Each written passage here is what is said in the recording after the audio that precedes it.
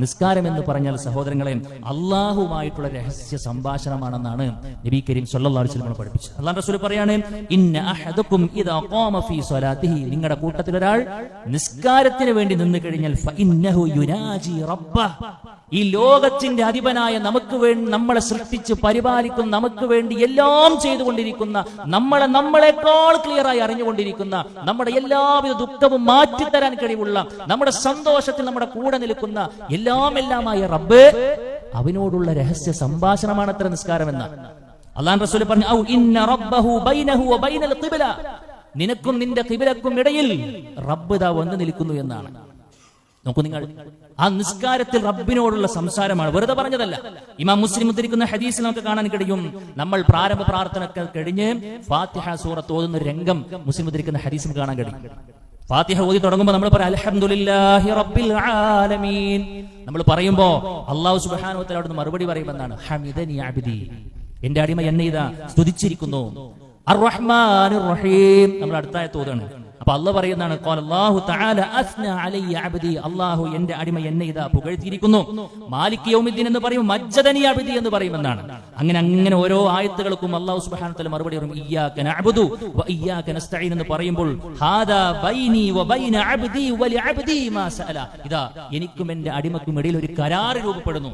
ഇനി എന്നോട് എന്റെ അടിമ എന്ത് ചോദിക്കുന്നുവോ അത് അവനുണ്ട് എന്നാണ്. ഇയ്യാക നഅ്ബുദു വ ഇയ്യാക നസ്തഈൻ, അല്ലാഹുവേ ഞാൻ നിന്നെ മാത്രമേ വിളിച്ച് പ്രാർത്ഥിക്കുകയുള്ളൂ, എന്റെ ഇബാദത്തുകൾ മുഴുവനും നിനക്കേ ഞാൻ നൽകുകയുള്ളൂ, ഒരു ജാറത്തിൽ ഞാനത് കൊണ്ടുപോയി വെക്കൂല, ഒരിടങ്ങളിലേക്ക് ഞാൻ തിരിയില്ല. റഹ്മാനായ റബ്ബേ, എന്റെ ജീവിതത്തിൽ നീ മാത്രമേ ഉള്ളൂ എന്ന് എപ്പോൾ നമ്മൾ പ്രഖ്യാപിക്കുന്നുവോ അവിടെ മുതൽ റബ്ബ് നമ്മൾ കരാർ നടക്കുമെന്നാണ്. വലിയ അബ്ദി മാ സഅല, നീ എന്ത് ചോദിച്ചാലും ഞാൻ തരാനാണ്. അപ്പൊ നമ്മൾ ചോദിക്കണം എന്താ?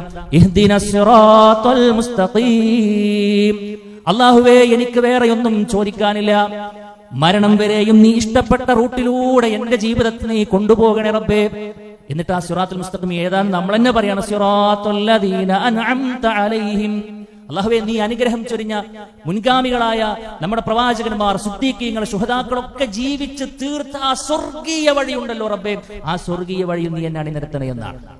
നോക്കൂ നിങ്ങൾ, ഇത് എത്ര തവണയാണ് നമ്മൾ പ്രാർത്ഥിക്കുന്നത്? എല്ലാ ദിവസവും 5 നേരത്തിലും എല്ലാ റക്അത്തിലും നമ്മൾ ചോദിക്കുകയാണ്. ളുഹറിന് വന്നാൽ ഒരു തവണയാണോ നമ്മൾ ചോദിച്ചത്? അല്ല, 4 തവണയാണ് ചോദിച്ചത്.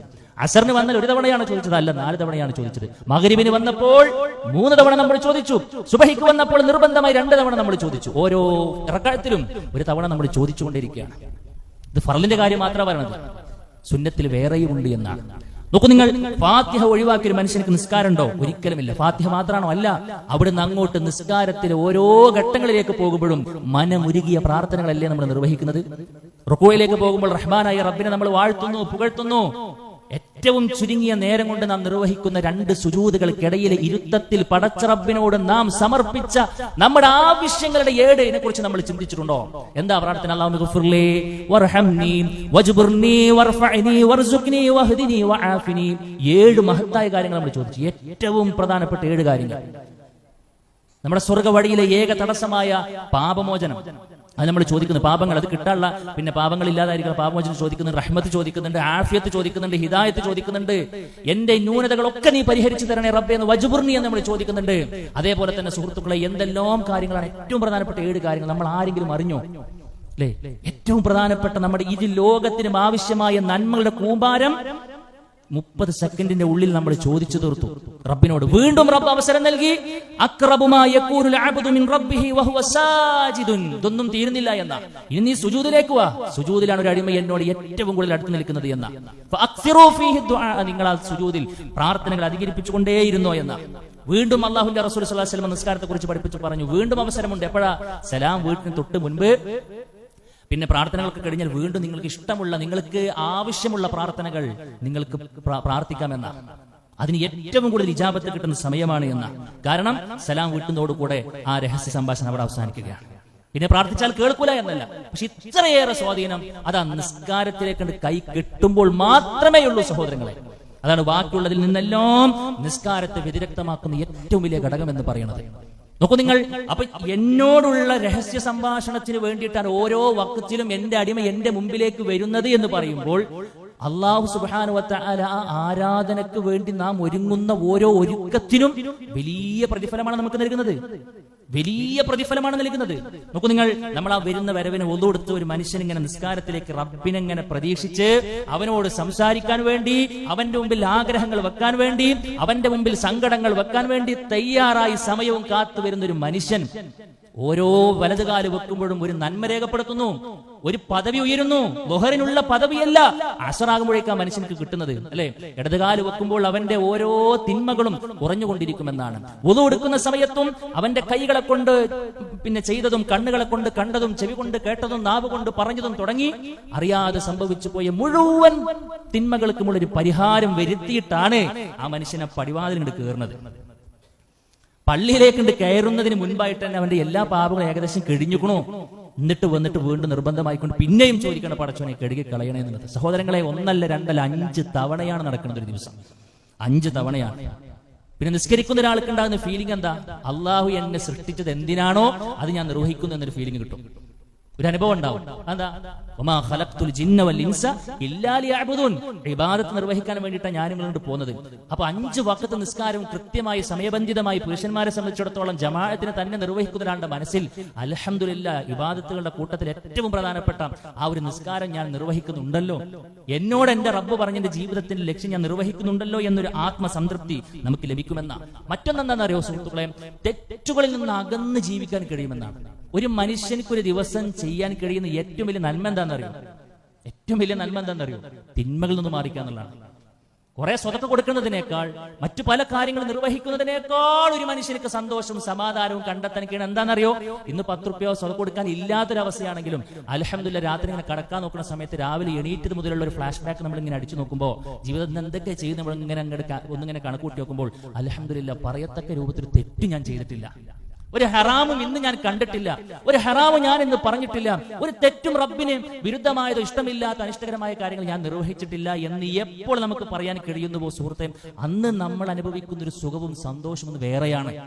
ആ ഒരു മാനസിക നിലവാരത്തിലേക്ക് ശരിക്കും നമ്മളെ കൊണ്ടാക്കുന്ന ഘടകമാണേത്? നിസ്കാരം. ധാര പറഞ്ഞത്? റബ്ബ് പറയാണ്, ഇന്ന സ്വലാത്ത തൻഹാ അനിൽ ഫഹ്ശാഇ വൽ മുൻകർ. നിസ്കാരം ഒരു മനുഷ്യനെ വഖിമിസ്വലാ, നിങ്ങൾ നിസ്കാരം ക്ലിയറായി കൂടെ നിർവഹിച്ചാൽ, ഇന്ന സ്വലാത്ത തൻഹാ അനിൽ ഫഹ്ശാഇ വൽ മുൻകർ, എല്ലാ തെറ്റിൽ നിന്നും കുറ്റങ്ങളിൽ നിന്നും മ്ലേച്ഛമായ ഒരു വാക്ക് പോലും ഉരിയാടാൻ കഴിയാത്ത അത്രയും ഒരു സുരക്ഷിതാവസ്ഥ നമുക്ക് അതിലൂടെ ലഭിക്കുമെന്നാണ്. മാത്രമല്ല സഹോദരങ്ങളെ, നിസ്കാരത്തെ ക്ലിയറായി കൊണ്ട് നടക്കുന്ന മനുഷ്യർക്ക് ജീവിതത്തിൽ തന്നെ വലിയ കാവലായിരിക്കും. ജീവിതത്തിൽ തന്നെ വലിയ കാവലായിരിക്കും. സുബഹി നമസ്കാരം ജമാഅത്തായി നിർവഹിച്ചുകൊണ്ട് പോകുന്ന ഒരു മനുഷ്യനെ കുറിച്ച് എന്താ അല്ലാഹു റസൂൽ പറഞ്ഞു? ഫഹുവ ഫീ ദിമ്മത്തില്ലാഹ്, ഫഹുവ ഫീ ദിമ്മത്തില്ലാഹ്. അതൊരു വർത്താനാണ് സുഹൃത്തുക്കളെ. അവൻ അള്ളാഹുവിന്റെ പ്രൊട്ടക്ഷനിലാണെന്നാണ്, അവൻ അള്ളാഹുവിന്റെ സംരക്ഷണത്തിലാണ്. നമ്മളുണ്ടാക്കിയ സംരക്ഷണമല്ല. നമ്മളുണ്ടാക്കിയ സംരക്ഷണത്തെ കുറിച്ച് കുറച്ചൊക്കെ നമുക്ക് പറയാം. സീറ്റ് ബെൽറ്റ് ഇട്ടോ, എയർ ബാഗ് ഉണ്ടോ, അതൊക്കെ നമുക്ക് പറയാണ്ടാവും. ഏറ്റവും നല്ല സെക്യൂരിറ്റിയുള്ള വാഹനമാണ് ഞാൻ ഉപയോഗിക്കുന്നതെന്നൊക്കെ നമുക്ക് പറയാൻ പറ്റും. പക്ഷെ അതിനും പരിധികളില്ലേ? പക്ഷെ റഹ്മാനായ റബ്ബ് ഇട്ട് തരുന്ന സെക്യൂരിറ്റിക്ക് പരിധിയില്ല സുഹൃത്തുക്കളെ. എന്തെല്ലാം അപകടങ്ങളാണ് നമ്മൾ കാണുന്നത്. ഏതെങ്കിലും ആ അപകടങ്ങളിൽ ഏതെങ്കിലും ഒന്നിൽ നമ്മൾ പെടണമെന്ന് നമ്മൾ ആഗ്രഹിക്കുന്നുണ്ടോ? ഒരിക്കലുമില്ല. പേടിയാകുന്നില്ലേ പലതും നമ്മൾ കാണുമ്പോൾ? എങ്കിൽ സുഹൃത്തുക്കളെ, നിസ്കാരം ഒരു മനുഷ്യനിക്ക് നൽകുന്ന സെക്യൂരിറ്റി അതൊന്ന് വേറെയാണ് എന്ന. വീണ്ടും റഹ്മാനായ റബ്ബ് പറഞ്ഞു, പ്രയാസങ്ങളിൽ നമുക്ക് ആശ്വാസവും സഹായകവുമാണ് യഥാർത്ഥ നിസ്കാരം എന്നാണ്. നിങ്ങൾ ക്ഷമ കൊണ്ടും നമസ്കാരം കൊണ്ടും നിങ്ങൾ അള്ളാഹുവിനോട് സഹായം ചോദിച്ചു എന്നാണ്. നോക്കൂ നിങ്ങൾ, ഒരു പ്രയാസമുണ്ടോ? നിസ്കാരത്തിൽ അതിനൊരു പരിഹാരമുണ്ട് എന്നാണ്. സഹോദരങ്ങളെ, ഇതൊക്കെ പറയുമ്പോഴും നമുക്ക് പറയാനുണ്ടാവുക എന്താണെന്നറിയോ? ഈ കൂടിയിരിക്കുന്ന നമുക്കൊക്കെ ജുമാക്കൊക്കെ നേരത്തെ എത്തിയ എന്റെ പ്രിയപ്പെട്ട വിശ്വാസികൾക്കും പറയാനുണ്ടാവുക നമ്മളെല്ലാവരും നിസ്കരിക്കുന്ന ആളുകൾ തന്നെയാണ് എന്നാണ്. നിസ്കാരത്തെ ഒഴിവാക്കി ആരും ഒരു പക്ഷേ കേൾക്കുന്നുണ്ടാവില്ല. പക്ഷെ സുഹൃത്തുക്കളെ, ഈ പറയപ്പെട്ട ഒരു സാഹചര്യത്തിലൂടെ ഈ പറയപ്പെട്ട കാര്യങ്ങളൊക്കെ ആവാഹിച്ചുകൊണ്ടുള്ള നിസ്കാരമാണ് നാം നിർവഹിക്കുന്നത് എന്നൊരു ചോദ്യം നാം നമ്മളോട് ചോദിക്കണ്ടേ? ആസ്വദിക്കാൻ കഴിയുന്നുണ്ടോ നിസ്കാരം? നിസ്കാരം നമുക്ക് ആസ്വദിക്കാൻ കഴിയുണ്ടോ?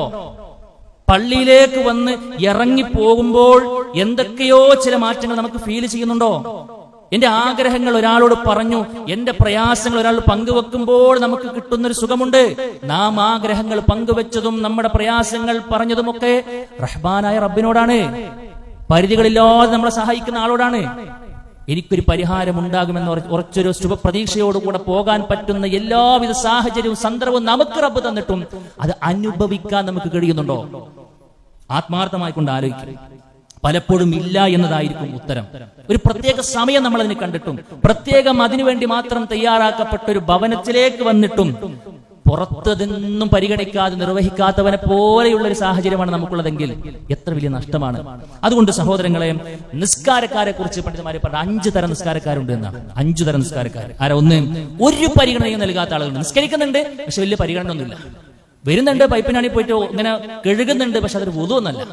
നനയെടുത്ത് നനയില്ല, ഒന്നും ചെയ്യണില്ല. അങ്ങനെ വരുന്നു, എന്താ പറയണത്, എന്താ ചൊല്ലണത്, എന്താണ് ഞാൻ ചെയ്യണത്, ഇപ്പൊ എത്ര റക്അത്തിലെത്തി എന്ന് പോലും ഒരു ലെവലും ഇല്ലാതെ അങ്ങനെ ഒരു കടമ നിർവഹിക്കുന്ന ഒരു സാഹചര്യം.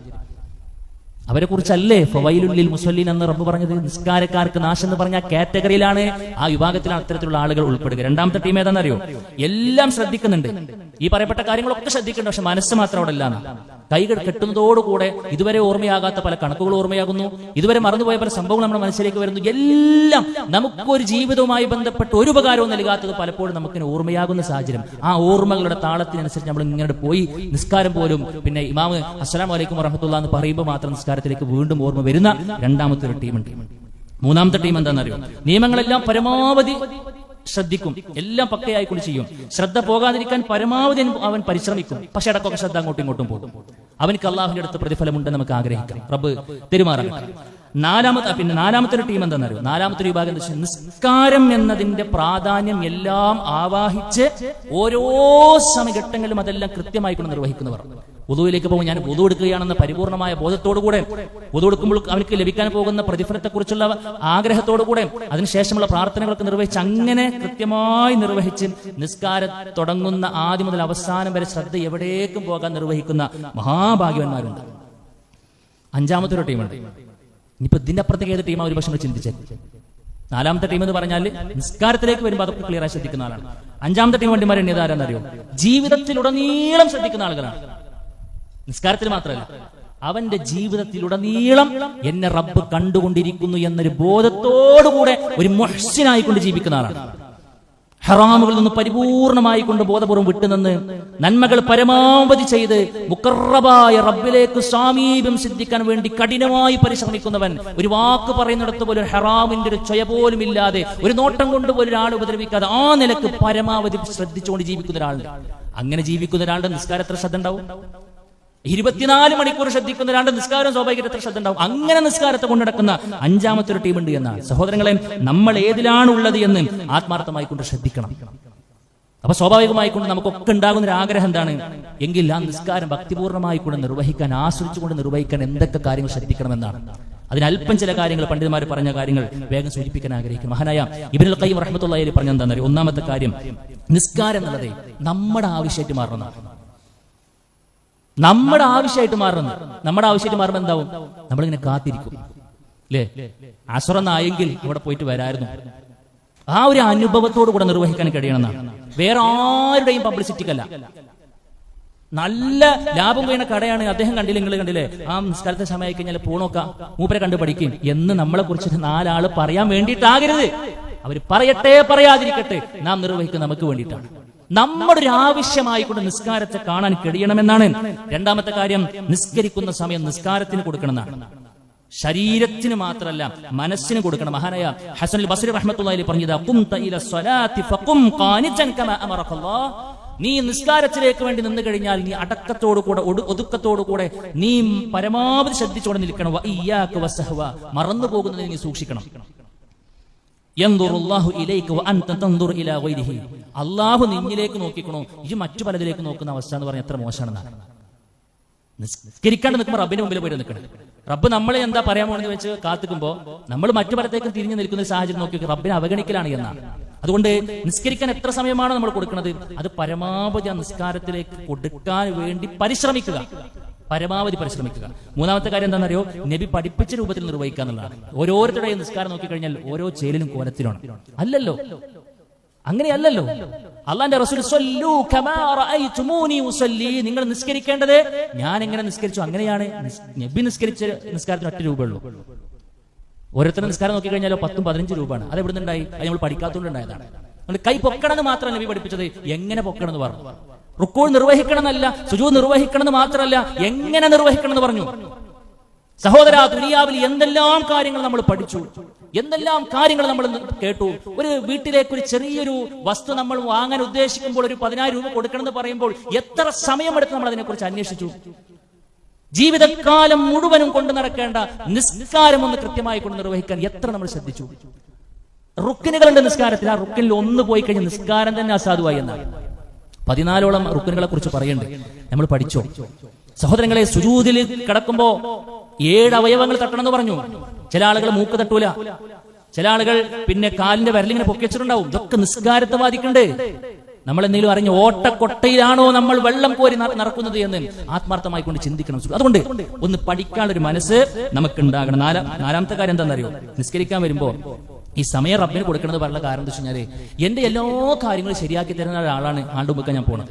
അതുകൊണ്ട് ഞാൻ എത്രത്തോളം റബ്ബിനെ പരിഗണിക്കുന്നുവോ അത്രത്തോളം റബ്ബ് എന്നെ പരിഗണിക്കും എന്നൊരു ബോധം നമ്മുടെ നിസ്സഹായാവസ്ഥ. റബ്ബിനെ ഞാൻ എത്രത്തോളം തൃപ്തിപ്പെടുത്തുന്നുവോ അതിനനുസരിച്ചായിരിക്കും ജീവിതത്തിന്റെ എന്റെ ഓരോ കടമ്പകളും എനിക്ക് താണ്ടിക്കടക്കാൻ കഴിയുക എന്നൊരു ബോധത്തോടുകൂടെ റബ്ബിനെ തൃപ്തിപ്പെടുത്താൻ വേണ്ടി വന്ന് കൈകെട്ടി നിസ്കരിക്കുന്ന ആൾക്കാണ്. അതാണ് പരിഹാരം. സുഹൃത്തുക്കളെ, 5-മത്തെ എന്താണെന്ന് അറിയോ? നമ്മൾ ശ്രദ്ധിച്ചിട്ടില്ല എങ്കിൽ ന്യൂനത വരുമെന്നൊരു കൃത്യമായ ബോധത്തോടു കൂടെ നിസ്കരിക്കുക എന്നുള്ളതാണ്. എന്താ, ഓരോ കൈകൾ കിട്ടിയാൽ നമുക്ക് ബോധം ഉണ്ടാകണം. ഇപ്പൊ ഞാൻ ശ്രദ്ധിച്ചാലേ ഈ സാധനയ്ക്ക് ശരിക്കും നിർവഹിക്കാൻ കഴിയുള്ളൂ. എന്റെ ചെറിയൊരു അശ്രദ്ധ ഉണ്ടെങ്കിൽ ഇത് കയ്യിൽ നിന്ന് പോകുമെന്നൊരു ബോധത്തോടു കൂടെ നിർവഹിക്കാൻ കഴിയണമെന്നാണ്. അതുകൊണ്ട് സഹോദരങ്ങളെ, പറയപ്പെട്ട കാര്യങ്ങളെല്ലാം ജീവിതത്തിന്റെ ഭാഗമാക്കാൻ നമ്മൾ ശ്രദ്ധിക്കുക. റഹ്മാനായ റബ്ബ് തൗഫീഖ് നൽകി അനുഗ്രഹിക്കുമാറാകട്ടെ. അഖൂലു ഖൗലി ഹാദാ അസ്തഗ്ഫിറുല്ലാഹ ലി വലക്കും വലിജമീഇൽ മുസ്ലിമീന വസ്തഗ്ഫിറു മിൻ കുല്ലി ദം ഇന്നഹു ഹുവൽ ഗഫൂറുർ റഹീം.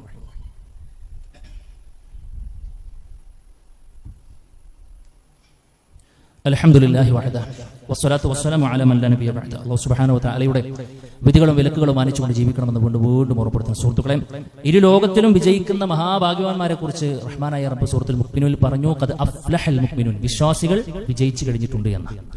ആ വിജയം കിട്ടാനുള്ള മാനദണ്ഡമായിക്കൊണ്ട് റഹ്മാനായ റബ്ബ് ഒന്നാമതായിക്കൊണ്ട് എണ്ണിയതാണ് ഞാൻ ആമുഖമായിക്കൊണ്ട് ഓതി വെച്ച ആയത്ത്, അല്ലദീന ഹും ഫീ സ്വലാത്തിഹിം ഖാശിഊൻ എന്നാണ്. എല്ലാവർക്കും മനപ്പാടുള്ള ആയത്ത്. എന്താ അത്? അവർ നിസ്കരിക്കുന്നവരാണെന്നല്ല പറഞ്ഞത്, നിസ്കാരത്തിൽ ഭയഭക്തിയുള്ള ആളുകളാണ് എന്നാണ്. സഹോദരങ്ങളെ, ഭയഭക്തിയുള്ള നിസ്കാരം നിർവഹിക്കുന്നിടത്തെ പരലോകത്തൊരു സുരക്ഷയും സമാധാനം നമുക്ക് ലഭിക്കുകയുള്ളൂ. എങ്കിൽ എന്തൊക്കെ കാര്യങ്ങൾ നമ്മൾ ശ്രദ്ധിക്കണം? ഒന്ന് ശ്രദ്ധിക്കാൻ നടക്കും തോന്നുന്നുണ്ടോ നിങ്ങൾക്ക്? എന്തെങ്കിലും ഒരു കാര്യം നമ്മളൊന്ന് പ്രിപ്പയർ ചെയ്യാതെ ശ്രദ്ധിക്കാതെ അതവിടെ നടന്നോളെന്ന് ആരെങ്കിലും വിചാരിച്ചിട്ടുണ്ടോ? നമ്മളെ കുട്ടിന്റെ കല്യാണം നടക്കുന്നല്ലോ, നടത്തലല്ലേ? വീട്ടിന് മുമ്പിൽ പന്തലിന് കെട്ടലല്ലോ, കെട്ടിക്കിട്ടലല്ലോ, നമ്മളങ്ങോട്ട് കെട്ടലല്ലേ? ഓരോ കാര്യം അങ്ങനെയല്ലേ? പള്ളി അങ്ങോട്ട് കേറലല്ലോ, കേട്ടലല്ലേ? ഓരോന്നിന്റെ പിന്നിൽ അധ്വാനല്ലേ സുഹൃത്തുക്കളെ? എങ്കിൽ വിജയത്തിന്റെ ഒന്നാമത്തെ മാനദണ്ഡമായ നിസ്കാരത്തിലെ ഭയഭക്തി ആർജിച്ചെടുത്തേ പറ്റൂ എന്ന് പറയുമ്പോൾ സഹോദര, ചിന്തിക്കാനുണ്ടേറെ, ശ്രദ്ധിക്കാനുണ്ടേറെ. ചിലതൊക്കെ നമ്മൾ അങ്ങോട്ട് പരിശീലിച്ചെടുത്തേ പറ്റൂ. എന്തൊക്കെ കാര്യങ്ങൾ ശ്രദ്ധിക്കാണ്ട്? ഒന്നാമതായി കൂടെ പണ്ഡിതന്മാര് പറഞ്ഞു, മഹാനായ മുനജ്ജിദ് റഹ്മത്തുള്ളാഹി അലൈഹി അദ്ദേഹം 33ഓളം വഴികൾ പറയുന്നു. എല്ലാം പറയാൻ സമയമല്ല, അതിൽ അല്പം ചില കാര്യങ്ങൾ പറയാം. ഒന്നെന്താണെന്നറിയോ? മുന്നൊരുക്കം തയ്യാറാക്കുന്നത്. അതിനുവേണ്ടി ഒന്ന് കാര്യമായി കൊണ്ട് ഒരുങ്ങുക എന്നുള്ളതാണ്. നമ്മുടെ നിസ്കാരത്തെ കുറിച്ച് ചിന്തിക്കുന്നത് ഇഖാമത്തിന്റെ അവസാനത്തെ ആ ഒരു സമയം കഴിഞ്ഞിട്ട്, അല്ലെങ്കിൽ അവസാനത്തെ റക്അത്തിനെ കുറിച്ചില്ല. അത് കിട്ടിയാൽ കിട്ടൂലെന്നാണ്. ആ മസലക്ക് പഠിച്ചിട്ടുണ്ടാവും. അവസാനത്തെ റക്അത്ത് കിട്ടിക്കഴിഞ്ഞാൽ പിന്നെ ജമാഅത്ത് കിട്ടിയെന്ന മസലക്ക് ആൾക്കാർ ഉണ്ടാവും. അതിനെക്കുറിച്ചായിരിക്കും പ്ലാനിങ്. അല്ല, നമ്മളെപ്പോൾ പ്രിപ്പയർ ചെയ്യണമെന്നറിയോ? ഖുശൂഓടുകൂടെ നിസ്കരിക്കണം. ഒരു മനുഷ്യൻ ആദ്യം ശ്രദ്ധിക്കട്ടെ, പണ്ഡിതന്മാർ പറയാണ്, ബാങ്കിനുള്ള മറുപടി കൊടുക്കണം. ബാങ്കിനുള്ള മറുപടി കൊടുക്കണം. ശേഷമുള്ള പ്രാർത്ഥന നിർവഹിക്കണം. ഹയ്യാല സ്വലാ എന്ന് പറയുമ്പോൾ നമ്മൾ അവിടുന്ന് പറയണേ, ലാ ഹൗല വലാ ഖുവത ഇല്ലാ ബില്ലാ. പടച്ചോനെ വരണമെന്ന് ആഗ്രഹമുണ്ട്, പക്ഷെ അതിൽ കഴിവ് തരണം. അവിടെ നമ്മൾ കരാർ ഒപ്പിട്ടു. പടച്ചോനെ വരാനുള്ള പൂതിയൊക്കെ ഉണ്ട്, പക്ഷെ അവിടെ എത്തണമെന്നുണ്ടെങ്കിൽ നീ എനിക്ക് കഴിവ് നൽകണമെന്നാണ്. വരുന്ന വരവിൽ ചെറുതൊന്ന് കാലുളുക്കിയാൽ കഴിഞ്ഞു. പ്രതിബന്ധങ്ങളായി, പ്രതിസന്ധികളായി. അത് മാറ്റാൻ, ആ ക്രൈസിസ് മാറ്റി അവിടെ എത്തിത്തരാനുള്ള തൗഫീഖ് റബ്ബേ നിനക്കേ ഉള്ളൂ എന്നാണ്. അവിടെ നിന്നിട്ട് നമ്മൾ പ്രാർത്ഥിക്കുകയാണ്. പിന്നെ ബാങ്കിന് ശേഷമുള്ള പ്രാർത്ഥന നിർവഹിക്കാൻ പറഞ്ഞു. മനസ്സാന്നിധ്യത്തോടുകൂടെ ഒതുകൊടുക്കണം എന്നാണ്. വെറുതെ പൈപ്പിന്റെ ചോട്ടിൽ പോയിട്ട് എന്തെങ്കിലും കഴുകിയാൽ അതൊക്കെ നിസ്കാരത്തെ ബാധിക്കുന്നതാണ്. ഞാൻ പോകുന്നൊരു പണി അത്രയും പ്രധാനപ്പെട്ട ഒരു പിന്നെ കാര്യം നിർവഹിക്കാൻ എന്ന പരിപൂർണമായ ബോധത്തോടു കൂടെ നന്നായി ഒതുകൊടുക്കുക എന്നാണ്. ഒതുകൊടുത്തു നല്ല സുഹൃത്തുക്കളെ ഹദീസിലൊക്കെ കാണാൻ കഴിയുക. ഫഅഹ്സനൽ വുദൂ ആണ്, വുദൂനെ നന്നാക്കി. ആ നീയത്ത് മുതലുള്ള കാര്യം നമ്മൾ ശ്രദ്ധിക്കാണ്ട്. പിന്നെ വുദൂവിന് ശേഷമുള്ള പ്രാർത്ഥന ചൊല്ലുക, തഹിയ്യത്ത് നിസ്കരിക്കുക, റവാത്തിബ് നിസ്കരിക്കുക. ഇതൊക്കെ ആകുമ്പോൾ എന്തായി? ഒരു 50% നമ്മൾ നിസ്കാരത്തിലേക്കാണ് കയറി. റവാത്തിബ് കൂടി നിസ്കരിക്കുമ്പോൾ നമ്മളൊന്നുണ്ട് ട്രയലൊക്കെ പരിശീലിച്ച് ഒരു ചെറിയൊരു പരിശീലനം നടന്നു. എന്നിട്ടാണ് പിന്നെ നമ്മൾ ന്യൂനതകളില്ലാത്ത ഒരു ഫർദ് നിസ്കാരത്തിലേക്ക് നമ്മൾ എത്തേണ്ടത് എന്നാണ്. അതുകൊണ്ട് ബാങ്ക് കൊടുക്കുമ്പോഴേക്കും നമുക്കൊരു പേടിയും ബേജാറും വരണം. പക്ഷേ ഞാൻ ജമാഅത്തിന് എത്തില്ലെങ്കിൽ എന്തൊക്കെ കാര്യം എന്നല്ല, അവിടെ മുതൽ നമ്മുടെ മാനസികമായിക്കൊണ്ട് ഒരുക്കമുള്ള ഒരാൾക്ക് അത് ഭംഗിയായിക്കൊണ്ട് നിർവഹിക്കാൻ കഴിയുമെന്നാണ്. രണ്ടാമത്തെ കാര്യം, റബ്ബിന്റെ മുമ്പിലാണ് നിൽക്കുന്നത് എന്ന ബോധത്തോടുകൂടെ നിർവഹിക്കുക എന്നുള്ളതാണ്. റബ്ബിന്റെ മുമ്പിലാണ് പിന്നെ നിൽക്കുന്നത് എന്ന ബോധത്തോടു കൂടെ നിർവഹിക്കാൻ കഴിയണം. അവൻ എനിക്കിപ്പോൾ മറുപടി നൽകുന്നുണ്ട് എന്നൊരു ഉദ്ദേശത്തോടു കൂടെ അതിന് നിർവഹിക്കണമെന്ന്. നാലാമത്തെ കാര്യം എന്താ അറിയോ? ചൊല്ലി പറയുന്ന കാര്യങ്ങളെ കുറിച്ചൊരു ബോധമൊക്കെ ഉണ്ടാക്കണം. അത് വെറുതെ ഉണ്ടാവില്ല, അത് നമ്മൾ കേൾക്കണം, അതിന്റെ അർത്ഥം നമ്മൾ പഠിക്കണം. ചെറിയ ചെറിയ ഒരു കുറച്ച് സമയം ദിനം പ്രതി നമ്മൾ മാറ്റി വെച്ചാൽ തന്നെ വളരെ ക്ലിയർ ആയിക്കൂടെ പഠിക്കാൻ നമുക്ക് പറ്റും. അല്ലാഹു ബഅദ ബൈനി വബൈന ഖത്വായ കമാ ബഅദ ബൈനൽ മശ്രിഖി വൽ മഗ്രിബി എന്ന ഒറ്റ വരി എന്താ പറഞ്ഞത്? പടച്ചോനെ, കിഴക്കിനെയും പടിഞ്ഞാറിനെയും നീ അകറ്റിയില്ലേ, അതുപോലെ എന്റെ ജീവിതത്തിൽ വന്നു പോയ പാപങ്ങളെയും എന്നെയും നീ അകറ്റണേ എന്ന് പറഞ്ഞാൽ എന്താ? ഞാനും എന്റെ പാപമായിട്ട് ബന്ധമില്ലാത്ത അവസ്ഥക്കാക്കി തരണേ. അത് പഠിച്ചോനിക്കല്ലേ ആ ഒരു ബോധത്തിൽ ചൊല്ലാൻ പറ്റുള്ളൂ. അൽഹംദുലില്ലാഹി റബ്ബിൽ ആലമീൻ എന്ന് പറയുന്ന വാചകത്തിൽ ഞാൻ ഓതി വെച്ചത് എന്താണ് എന്നതിന്റെ അർത്ഥം പഠിക്കാൻ മനസ്സ് കാണിച്ചവനക്കല്ലേ ബോധത്തോടുകൂടെ നിർവഹിക്കാൻ കഴിയുള്ളൂ. ഇഹ്ദിനസ് സിറാത്തൽ മുസ്തഖീം എന്ന് പറഞ്ഞതിന്റെ ആഴവും പരപ്പും ബോധ്യപ്പെട്ടവനക്കല്ലേ അതൊന്ന് മനസ്സ് തട്ടി ചൊല്ലാൻ പറ്റുള്ളൂ. അതുകൊണ്ട് സഹോദരങ്ങളെ, നമ്മൾ നിസ്കാരത്തിലേക്ക് കയറി ഇറങ്ങുന്നത് വരെയുള്ള പ്രാർത്ഥനകൾ അൽഹംദുലില്ലാഹ് പഠിക്കാൻ ഒരുപാട് സംരംഭങ്ങളുണ്ട്, സംവിധാനങ്ങളുണ്ട്. ഉപയോഗപ്പെടുത്തണമെന്നാണ് സൂചിപ്പിക്കുന്നത്. ഒന്നും യാന്ത്രികമായി കൊണ്ട് ചെയ്യാതിരിക്കുക എന്നുള്ള. സുജൂദിലേക്ക് നോക്കണം എന്ന് പറഞ്ഞു. സുജൂദിലേക്ക് നോക്കണം. അവിടെ കൊടുക്കുന്ന പോയി നമ്മുടെ ശ്രദ്ധ മാറും. സുജൂദിലേക്ക് നോക്കാൻ വേണ്ടി പറഞ്ഞു. അതിനൊക്കെ അപ്പുറത്ത് സുഹൃത്തുക്കളെ, ഇതൊക്കെ നമ്മുടെ ഭാഗത്തുള്ള എഫേർട്ടാണ്, നമ്മുടെ ഭാഗത്തുള്ള ഒരു പരിശീലനമാണ്. ഇതൊക്കെ ശരിക്കും അങ്ങോട്ട് അതിന്റെ ഒരു പൂർണ്ണതയിലേക്ക് എത്തണമെന്നുണ്ടെങ്കിൽ റബ്ബന്നെ വിചാരിക്കണം, അള്ളാന്റെ തൗഫീഖ് തന്നെ കിട്ടണം. അത് നമ്മൾ എന്ത് വേണം? അള്ളാന്റെ തൗഫീഖ് നമ്മൾ ചോദിക്കണം, വെറുതെട്ടൂല, നമ്മൾ ചോദിക്കണം. അതേതാ ചോദിക്കാനുള്ള പ്രാർത്ഥന? അല്ലാഹുമ്മ അഇന്നി അലാ ദിക്രിക വശുക്രിക വഹുസ്നി ഇബാദതിക. എത്ര മനോഹരമായ പ്രാർത്ഥനയാണ് സുഹൃത്തുക്കളെ. ഓരോ വിഷയങ്ങൾ വരുമ്പോഴും ഈ പ്രാർത്ഥന കേട്ടിട്ടുണ്ടോ? എന്താ അറിയോ? ഈ പ്രാർത്ഥന അത്രയേറെ എല്ലാ വിഷയത്തിലേക്കും കണക്റ്റഡ് ആയി നിൽക്കുന്ന പ്രാർത്ഥനയാണ്. അതുകൊണ്ട് സഹോദരങ്ങളെ, പ്രാർത്ഥിക്കണം, അല്ലാഹുവേ നീ എന്നെ സഹായിച്ചേ പറ്റൂ, അല്ലാഹുമ്മ അഇന്നി നീ എന്നെ സഹായിച്ചേ പറ്റൂ, അലാ ദിക്രിക നിന്നെ ഓർക്കാൻ, വശുക്രിക നിനക്ക് നന്ദി കാണിക്കാൻ, വഹുസ്നി ഇബാദതിക ഞാൻ നിനക്ക് വേണ്ടി നിർവഹിക്കേണ്ട നിസ്കാരാകട്ടെ ഏത് കാര്യമാകട്ടെ അതൊന്ന് മനോഹരമായി നീ തൃപ്തിപ്പെടുന്ന രൂപത്തിൽ നിർവഹിക്കാൻ, സ്വീകാര്യോഗ്യമായ രൂപത്തിൽ നിർവഹിക്കാനും ഇരു ലോകത്തിനും അതിന്റെ നന്മകൾ ആസ്വദിക്കാൻ കഴിയുന്ന രൂപത്തിൽ നിർവഹിക്കാൻ അല്ലാഹുവേ ഈ സാധു ഒരുക്കമാണ്, പക്ഷെ നിന്റെ സഹായമാണെന്നാണ്. അതുകൊണ്ട് സുഹൃത്തുക്കളെ, പ്രാർത്ഥിക്കണം മനസ്സ് തട്ടിയിട്ട്. അങ്ങനെ കണ്ണടക്കുന്നതിന് മുൻപ് റഹ്മാനായ റബ്ബ് നമുക്ക് സംവിധാനിച്ചു തന്ന ഈ പറയപ്പെട്ട കാര്യങ്ങളുടെ എല്ലാ വിധത്തിലുള്ള ആനുകൂല്യങ്ങളും ഇൻഷാ അല്ലാഹ് ഇരു ലോകത്ത് നമുക്ക് പറ്റണം. അതിനുവേണ്ടി പരിശ്രമിക്കാൻ നമ്മൾ തയ്യാറാവുക, റബ്ബിൽ തവക്കുൽ ചെയ്ത് മുന്നോട്ട് പോവുക. റഹ്മാനായ റബ്ബ് അവന് ഇഷ്ടപ്പെട്ട രൂപത്തിൽ നമസ്കാരം നിർവഹിക്കുവാൻ, അതുവഴി ഇരു ലോകത്തിലും സമാധാനവും സന്തോഷവും വിജയവും കണ്ടെത്താൻ, നാളെ പരലോകത്തിൽ സ്വർഗം കണ്ടെത്താനുള്ള തൗഫീഖ് റബ്ബ് നമുക്ക് എല്ലാവർക്കും നൽകി അനുഗ്രഹിക്കുമാറാകട്ടെ.